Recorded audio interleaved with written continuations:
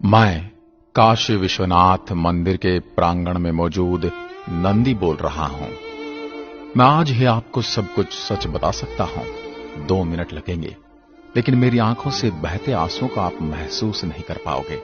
मैंने स्वयं अपने ऊपर इतने हथौड़ों और कई कई प्रकार के वार झेले हैं, जिसका दर्द और पीड़ा मैंने आज तक किसी को नहीं बताई।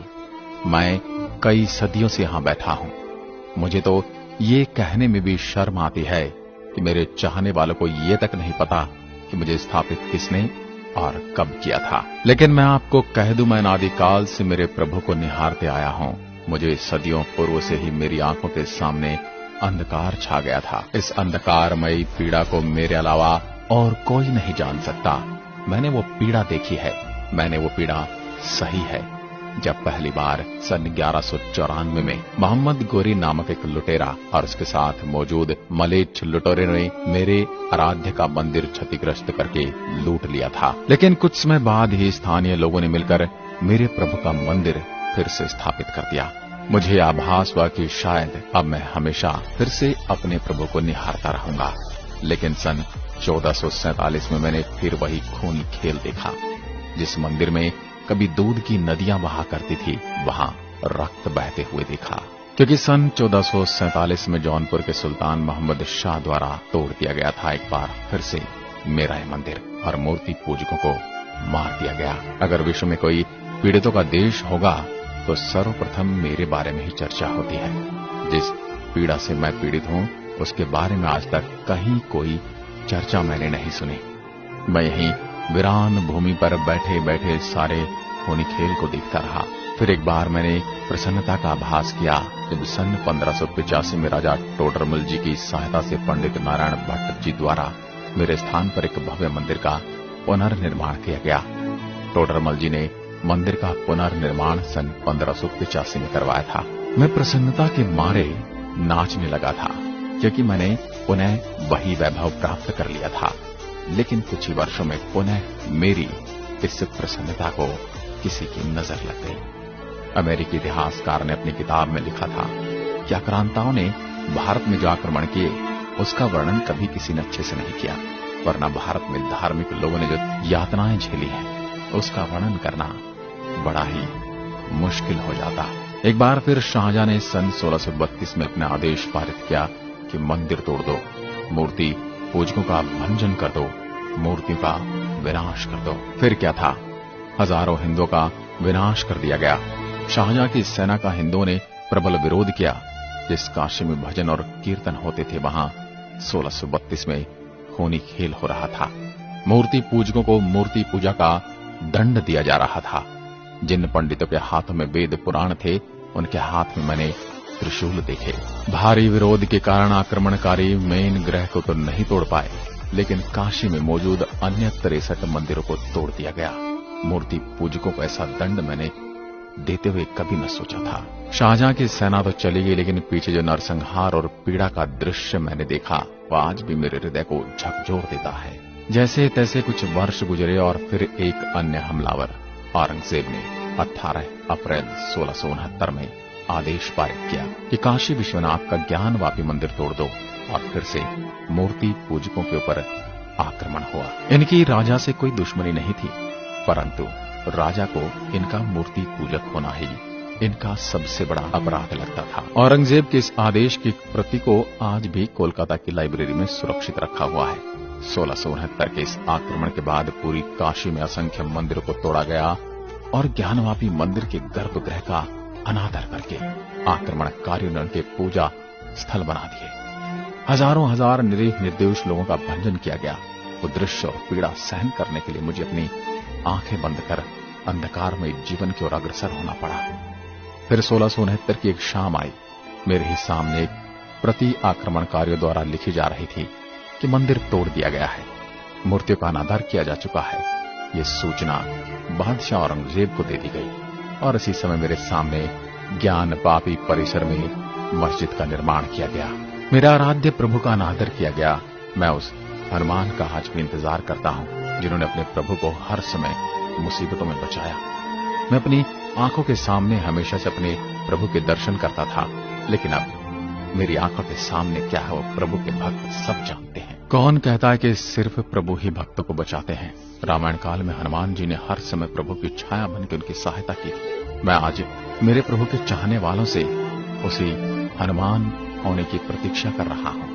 मंदिर परिसर में मस्जिद बनाए जाने के 25 साल बाद तक कोई ज्ञानवापी परिसर में मंदिर नहीं था, और फिर समय आया 1735 का, और इंदौर की महारानी देवी अहिल्याबाई ने ज्ञानवापी परिसर के पास काशी विश्वनाथ मंदिर का निर्माण कराया। कुछ राजाओं ने मेरे बारे में सलाह दी थी कि मुझे इस स्थान से हटाकर नए मंदिर के प्रांगण में शिवलिंग के सामने स्थापित कर दिया जाए। उस समय महारानी देवी अहिल्याबाई का जवाब था घोर और गुस्से वाले स्वर में, नहीं नहीं, नंदी महाराज को इसी तरह यहीं बैठे बैठे अपने प्रभु का स्मरण करना पड़ेगा। चाहे कितने ही वर्ष बीत जाएं, नंदी महाराज को अंत तक प्रतीक्षा करनी होगी। तो वाक्य आज भी मेरे कान में गूंजता है।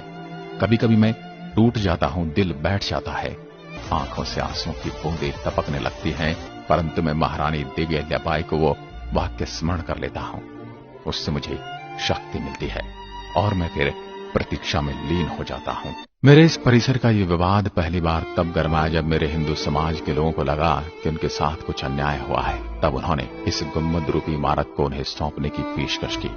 30 दिसंबर 1810 को मेरे नजदीकी शहर बनारस के तत्कालीन जिलाधिकारी मिस्टर वाटसन ने अपने परिषद के उपाध्यक्ष से एक पत्र लिखकर इस ज्ञानवापी परिसर को हमेशा के लिए हिंदू समाज को सौंपने की मांग की, लेकिन ये काम कभी पूरा न हो सका।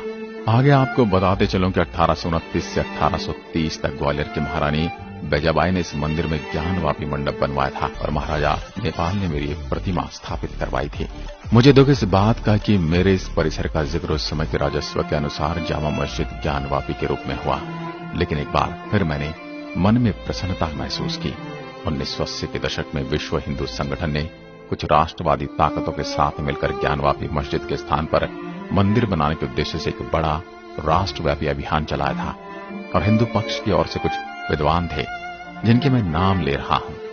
हरिहर पांडे, सोमनाथ व्यास और रामरंग शर्मा ने मेरे प्रभु के इस परिसर को सर्वेक्षण के दायरे में लेने के लिए एक याचिका दायर की। 1991 में दायर इस सर्वेक्षण याचिका के खिलाफ उस समय काल के संसद ने उपासना स्थल कानून बना डाला, और इस कानून के अनुसार ये कह दिया कि जो 15 अगस्त 1947 से पहले से अस्तित्व में आए किसी भी समुदाय के धर्मस्थल को दूसरे में नहीं बदला जा सकता। ये सुनकर मुझे बड़ा दुख हुआ। फिर क्या था, इस विवाद के चलते इलाहाबाद हाईकोर्ट ने स्टे लगाकर यथास्थिति रखने का आदेश दे दिया। इस प्रकार से विवाद ऐसे ही चलता रहा और मैं अपने प्रभु का स्मरण सब्र की गंगा में डुबकी लगाकर करता रहा। प्रतीक्षा करते करते समय आया, लेकिन 2021 का, जब आज की कुछ देवी शक्तियों ने संवैधानिक रूप से मेरे लिए न्यायालय में एक प्रार्थना पत्र भेंट किया और तत्कालीन मस्जिद परिसर में स्थित श्रृंगार गौरी की पूजा करने की आज्ञा मांगी, और मेरे इस परिसर में वीडियोग्राफी द्वारा सर्वे करने की मांग की, और इन देवियों की इस मांग को आज के पुरातत्व विभाग द्वारा मंजूरी दे दी गई। अब तो मुझे बस उस दिन का इंतजार और उत्सुकता है, उस फैसले की कि यहाँ मेरे प्रभु का ही निवास था और रहेगा, और जब मैं मेरी संस्कृति के अनुसार पूजा पाठ करके चंदन का लेप लगाकर अपने आराध्य के दर्शन कर सकूंगा। आज मुझे मेरे प्रभु के दर्शन की आस बंधी है। आज फिर मेरा हिंदू जनमानस जागा है। आज मेरे साम्राज्य के अंतर्गत एक ऐसे सन्यासी राजा आया है जो मुझे और मेरे प्रभु के आवास को हमेशा के लिए बदल कर रख देगा। मुझे पूर्ण विश्वास है कि सन्यासी राजा मेरे और मेरे मंदिर का पूर्ण रूप से जीर्णोद्धार करेगा। जहां मेरे बाबा का विशाल मंदिर हुआ करता था, उस समय काल में यहां मेरे परिसर में कुछ विशेष समुदाय के क्रूर कई अत्याचार किए, कई मूर्तियों को खंडित कर दिया और यहां किसी मस्जिद का निर्माण कर दिया और मेरे प्रभु को सदा सदा के लिए कैद कर लिया।